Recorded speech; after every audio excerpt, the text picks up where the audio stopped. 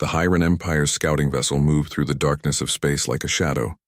Inside the bridge, Commander Velthar stared at the glowing screen showing a small blue planet. His 6 arms moved across the controls, gathering data about this new world. "Captain, I have good news," said Sub-Commander Rixall, his tentacles dancing over the navigation panel. "This planet has water, plants, and many animals."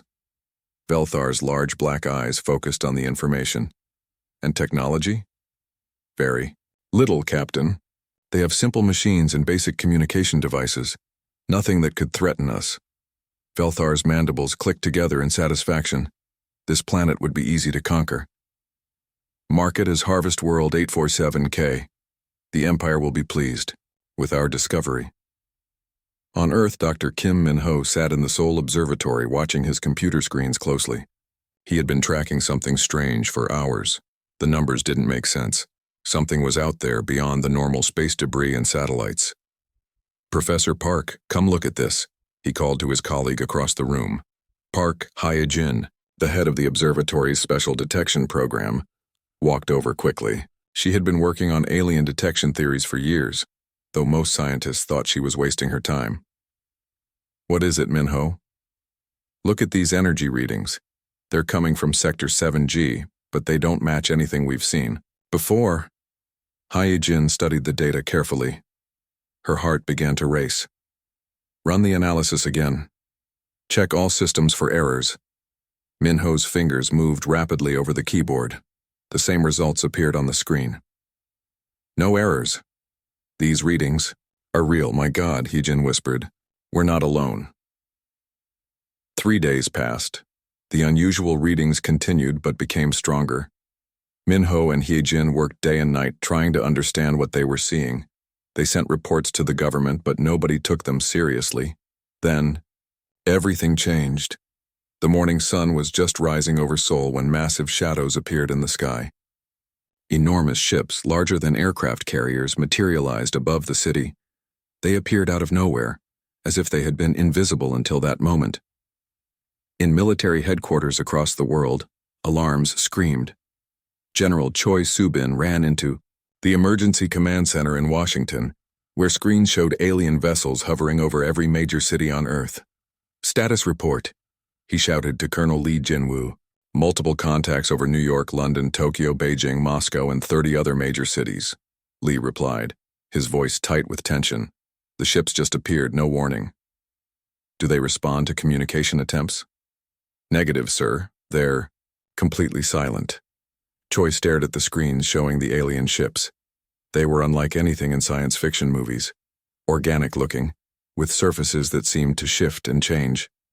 "Alert all military forces worldwide. Initiate defensive positions." On the alien command ship above New York, War Commander Thraxall prepared for the attack. His species had conquered dozens of worlds, and this one looked like the easiest yet. "Begin the demonstration," he ordered his weapons officer. "Target their largest structures. Show them our power." A deep humming sound filled the air around Earth. People in the streets looked up, pointing at the alien ships. Some ran for cover while others stood frozen, unable to believe what they were seeing. The first energy beam struck the Empire State Building. The massive structure didn't explode immediately. Instead, it began to melt, like ice under hot water. Within seconds, the iconic building collapsed into a pool of molten steel and concrete. Similar scenes played out across the globe. The Eiffel Tower, Big Ben, the Tokyo Tower, all fell to the alien weapons. But these were just demonstrations. The real attack was yet to come.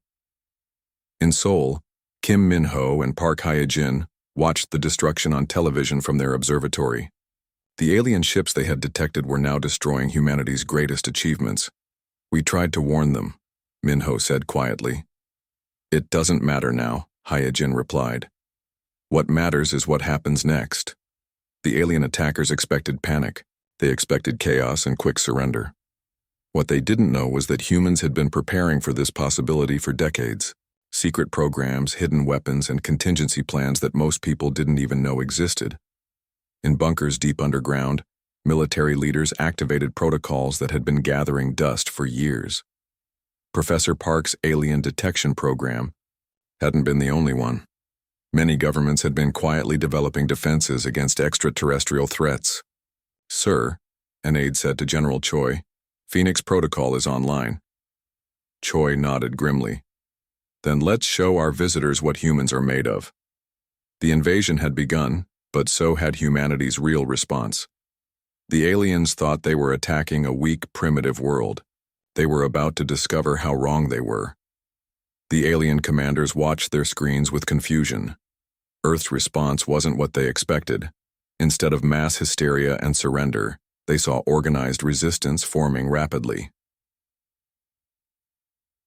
Lieutenant Kang Sora crouched behind destroyed vehicles in downtown Seoul, her special forces team positioned around her. They had trained for scenarios like this, though nobody truly believed aliens would attack. "Enemy patrol approaching," her second-in-command whispered through the radio. 6 units moving west. Sora peered around the corner. The aliens moved. Strangely, their bodies awkward in Earth's gravity. Their armor was advanced, but they walked in predictable patterns. Team Alpha, flank left. Team Beta, hold position, she ordered quietly. "On my mark." The aliens never knew what hit them. Human soldiers emerged from hiding spots, using modified weapons and tactics designed specifically for close combat. The alien armor protected them from distance attacks, but up close, human soldiers found weak points. Meanwhile, in a secret facility, buried deep beneath Colorado, scientists Nam Ji-hun and Yoon Airi worked frantically on alien technology. They had recovered several devices from the first skirmishes. "This power core is incredible," Ji-hun said, running his hands over the glowing device. "It's more efficient than anything we've ever built." Airi connected the device to their computer systems. "If we can understand how it works, we might be able to use their own technology against them." Hours passed.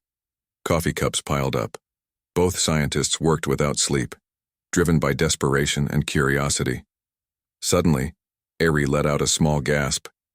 "Ji-hun, look at this. Their technology follows quantum patterns just like our theories predicted. Can we interface with it?" "I think so. If I'm right, we can not only understand their shields, but possibly even control them." Above ground, the military adapted quickly. Captain Seo Dong-hyun led a squadron of fighter jets equipped with hastily installed alien shielding. Engineers had somehow managed to reverse engineer basic alien tech in just days. "Blue Sky Squadron, this is lead," SEO spoke into his radio. "Enemy fighters approaching from the north. Engage with caution." The dogfights that followed amazed both sides. Human pilots, using partially understood alien technology, matched the alien fighters' maneuverability. What surprised the aliens more was human creativity in combat. "Their tactics are unpredictable," screamed an alien pilot to his command ship. "They're using methods we've never encountered." Admiral Kwon Mi-young observed the fight from the bridge of the USS Gerald Ford. Her fleet had been retrofitted with captured alien weapons and shields in record time. "They underestimated us," she said to her officers. "They expected primitive beings who would panic. They didn't count on human adaptability." The turning point came from an unexpected source. Private First Class Baek Tae-young, separated from his unit in Los Angeles, found himself alone behind alien lines. Instead of hiding, he stalked an alien communications relay. Tae-young had studied electronics before joining the army. He recognized patterns in the alien equipment despite its advanced technology. After hours of careful observation, he identified the main communication device. In a daring move, he ambushed the alien guard, using stealth tactics he'd learned in training. The alien never expected a human to attack alone. Tae-young secured the communication device and escaped into the city's underground tunnels. "Control, this is Baek. I have alien comms equipment, requesting immediate extraction. Baek, maintain position. Extraction team en route. Mission Command will want that device immediately." Within 12 hours, human cryptographers had broken into the alien communication network. Dr. Ryu Hanol led the team of linguists and computer experts. "They don't use complex encryption," she explained to the military advisors. "They assumed no one could intercept their signals." "What are you learning?" General Choi asked. Everything, Hanul smiled. Battle plans, fleet positions, and more. Importantly, they're starting to panic. Our resistance is stronger than they calculated. The intercepted messages were transmitted to every human fighting unit. Soldiers knew where aliens would attack before they attacked. Air forces could ambush alien squadrons, ground troops could avoid alien traps. But the captured communications revealed something else. The aliens were beginning to question their mission. The humans, they're different, one message read. They adapt too quickly. They learn our technology in days. This isn't like other worlds. Another message showed alien soldiers confused by human behavior. When we were captured, they didn't kill us. They gave us food and medical care. Why would they do this for enemies? Lieutenant Thrixon became the first alien to officially defect. Wounded and captured by Lieutenant Kang Sora's team, he had expected torture. Instead, he received medical care and respectful treatment. Your people, he struggled with English. Not what leaders said. You fight fierce, but you also... He searched for words. You also have heart. General Im Sun-woo met with the defector. We fight because we must protect our world, but we don't hate you as individuals. Join us. Help us end this war peacefully. Thrixon's defection started a chain reaction. Other aliens began questioning their orders. Some secretly communicated with human forces. The invasion was shifting into something unexpected. Humanity was not just fighting back, they were winning. The human resistance stood ready with their new advantage. Major Oh Seung-hwa listened to her earpiece as Control delivered the message every fighter had been waiting for. All units, this is Control. We have broken alien communications. Uploading their battle plans now. Seung-hwa grinned as alien tactical. Data filled her portable screen. For the first time since the invasion began, humans knew exactly what the aliens planned to do. Team leaders, listen up, she announced to her unit. The aliens plan to attack the downtown power station in 1 hour. We're going to be there waiting for them. The ambush was perfect. Alien forces arrived at the power station expecting to find helpless humans. Instead, they walked into a carefully prepared trap. Human forces struck from every direction using alien weapons and tactics learned through captured communications. Fall back. They knew we were coming. Alien soldiers screamed into their radios. How is this possible? Came the confused response. From their command ship. Sergeant An Min-soo led his guerrilla team through the ruins of what was once downtown Chicago. They moved like shadows between destroyed buildings, carrying alien weapons they had captured and modified. Target acquired, Min-soo whispered. Alien supply convoy 12 vehicles. His team had learned that alien supply lines were poorly defended. The invaders had expected quick victory and hadn't planned for sustained warfare. Alpha Team take the lead vehicle. Bravo Team the rear. Remember, we want their supplies, not just destruction. The attack lasted only minutes. Alien guards were caught completely off guard. Within the hour, human forces had another shipment of alien weapons and equipment. Above the ruins, Wing Commander Jo Yeon-ho led his squadron across the London sky. They flew captured alien fighters, their surfaces now painted with Earth's colors. Gold Squadron, form up, Yeon-ho commanded. Enemy fighters approaching from the northeast. The alien pilots couldn't believe their eyes. Their own ships flying in human formations, approaching with Earth combat tactics. This is impossible, the leading alien pilot transmitted. How are primitives flying our fighters? Yeon-ho answered with action. His squadron executed a maneuver no alien pilot had ever seen, a combination of human aerial tactics and alien ship capabilities. Engage at will, he ordered his pilots. Show them what happens when humans learn to fly. The battle was short but decisive. Human pilots, combining intuitive flying skills with alien technology, outmaneuvered their enemies completely.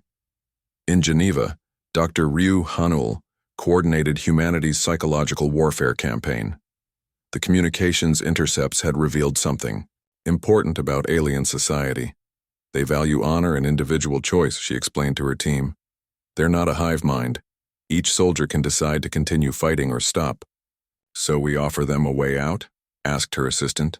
Exactly. Broadcast this message on all alien frequencies. Tell them about our rules of war, about how we treat prisoners. The message went out across alien communication networks. Alien soldiers, you are not our enemies. Your leaders are. If you surrender, we will treat you with respect. Food, medical care, and safety. This is our promise. The effect was immediate. Some alien units stopped fighting. Others became hesitant, uncertain. The unified alien force began to fracture. Lieutenant Thrickson, now working with human forces, helped interpret alien responses. Many of my people are confused, he told General Im Sun-woo. The war we were told about is not the war we're fighting. What were you told? The general asked. That Earth was populated by weak, divided creatures who would surrender immediately, that you had no real weapons or unity. Thrickson's tentacles moved, and what humans had learned was laughter. We were very wrong. More aliens began defecting. Each defection brought new intelligence and weakened alien forces further. The invasion was collapsing from within. Colonel Jang Ho-sung coordinated combined human-alien units in the Australian outback. Now humans and defected aliens fought side by side. Today we strike their main command post, he addressed the mixed force. Humans will lead ground assault.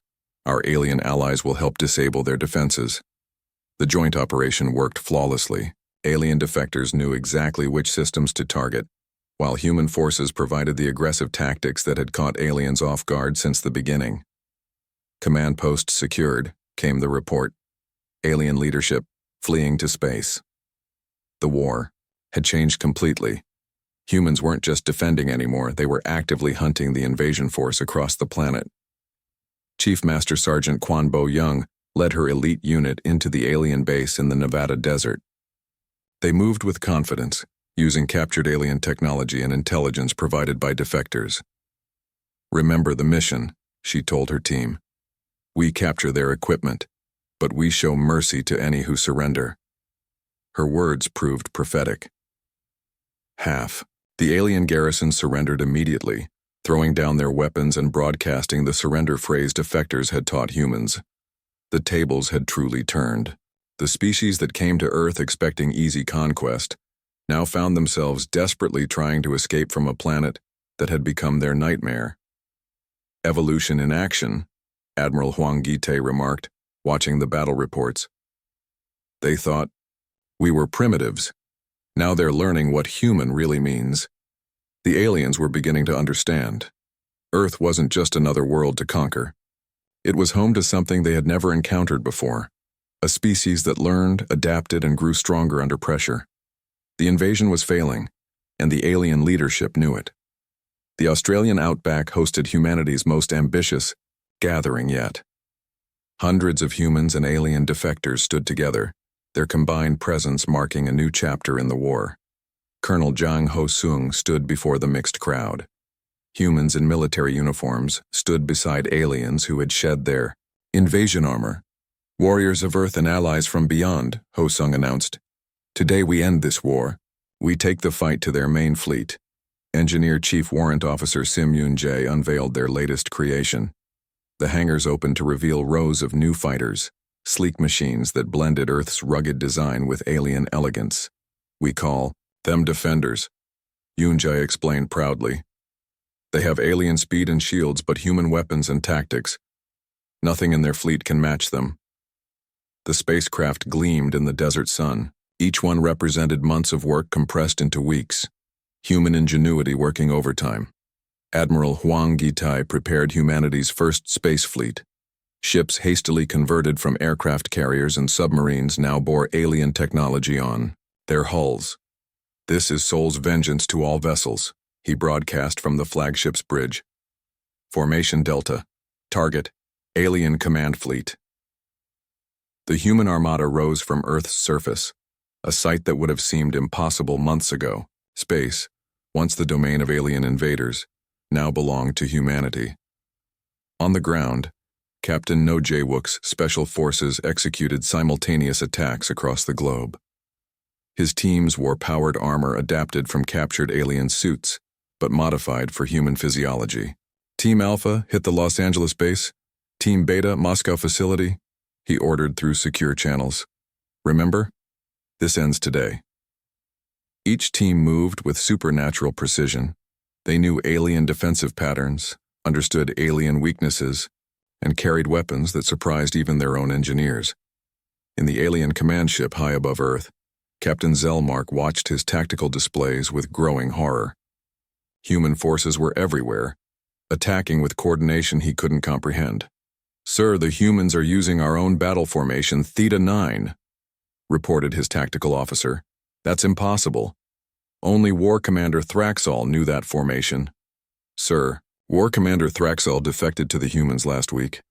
Zelmark's tentacles trembled. The humans hadn't just adapted to their technology. They had turned their own commanders against them. The human attack was devastating in its efficiency. Captain Cha Yu-jin led her fighter squadron in a precise strike against alien communication. "Relays.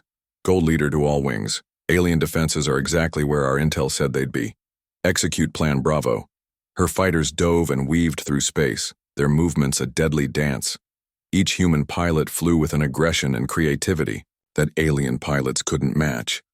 "They're not just using our ships," an alien pilot screamed into his radio. "They're flying them better than we do." Chief Master Sergeant Quan Bo Young's infiltration team boarded the main alien mothership. Their approach was silent, their methods invisible to alien sensors. "Remember," she whispered to her team as they moved through alien corridors, "we're not just warriors. We represent Earth." They reached the ship's core systems without detection. Alien defectors had provided complete blueprints. Human engineers had prepared specific viruses for alien computer systems. "Uploading virus now," reported her tech specialist. "Their shields will drop in 3 minutes." The effect was immediate. One by one, alien ships lost their defenses. What had been impenetrable fortresses became vulnerable targets. "All human forces, this is command," General Choi Soo-bin announced.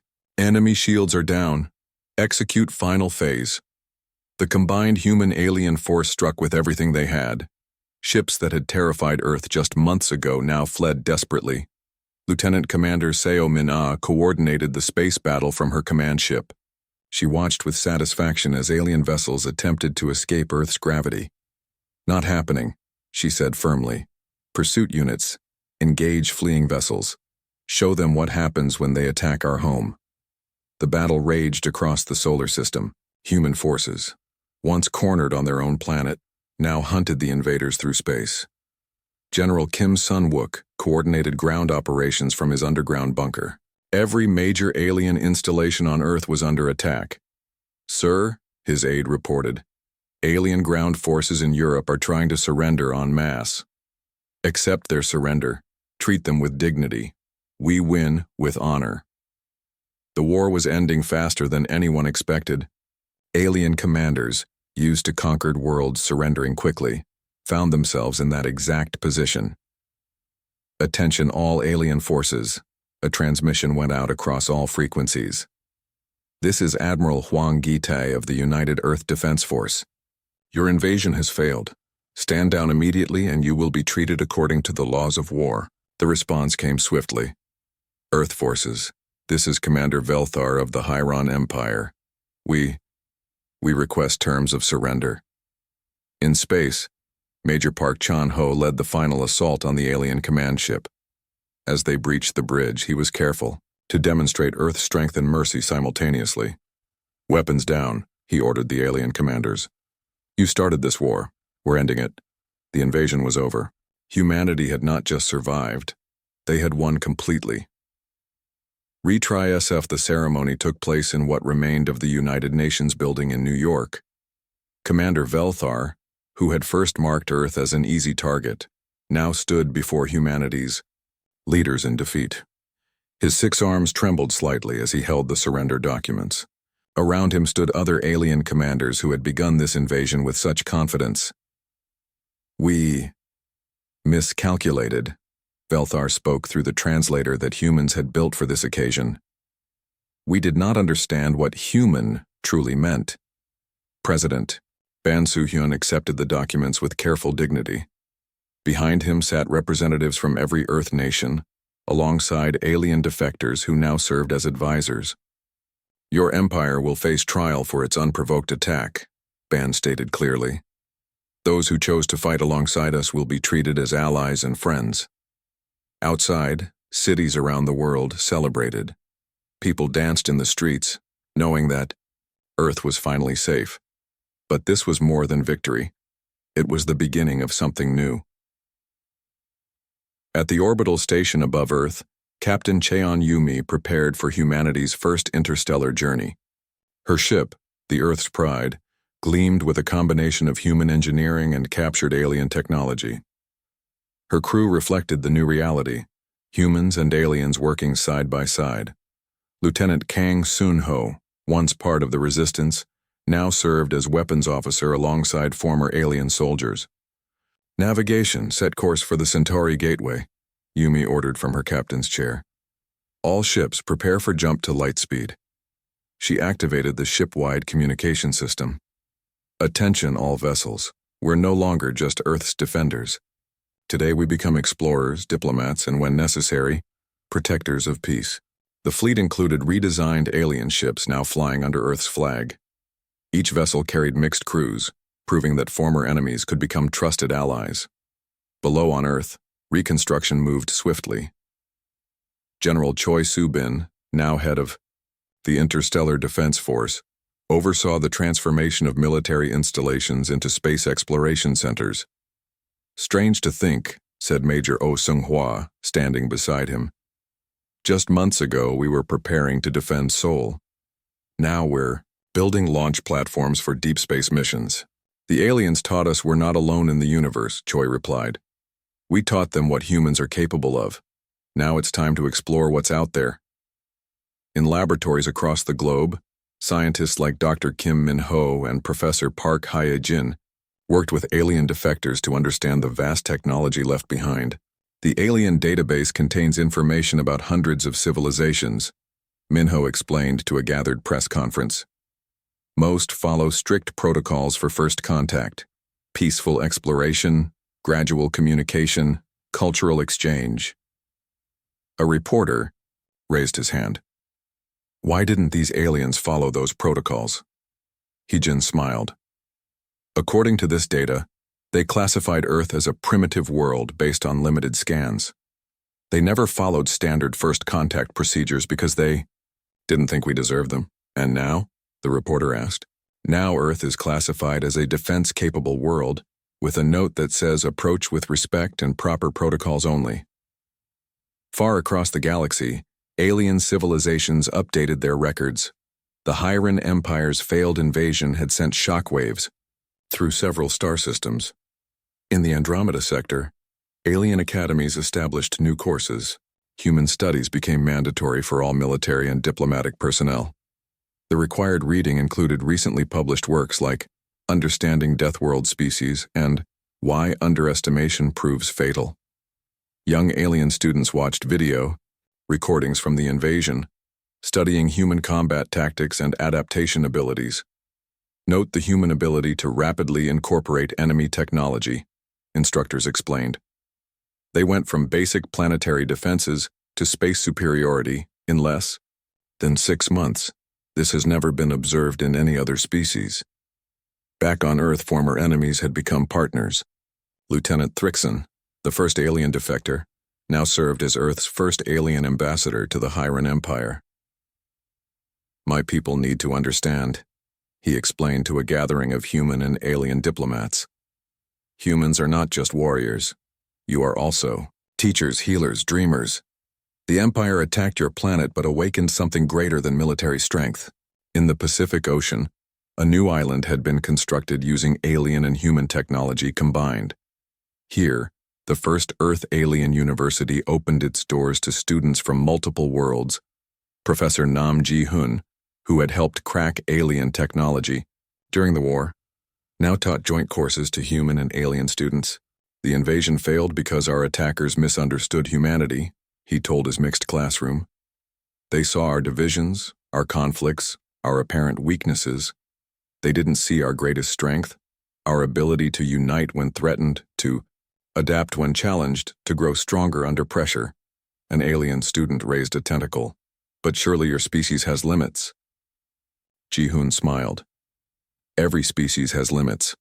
What makes humans special isn't that we're without weakness. It's that when we reach our limits, we find ways to push past them. The universe would never forget the day Earth proved that classifications, like primitive or advanced, were meaningless. What mattered was not technology or size, but spirit, creativity, and determination.